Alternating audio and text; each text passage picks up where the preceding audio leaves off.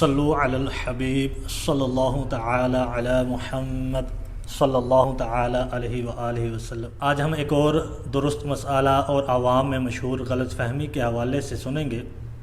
پہلے مسئلہ سماعت فرما لیتے ہیں۔ بلی کا رونا یہ منحوس نہیں ہے اور نہ ہی اس سبب سے مصیبتیں اترتی ہیں۔ اب مسئلے کی کچھ وضاحت سن لیتے ہیں۔ عوام الناس میں یہ مشہور ہے کہ بلی کا رونا یہ منحوس ہوتا ہے۔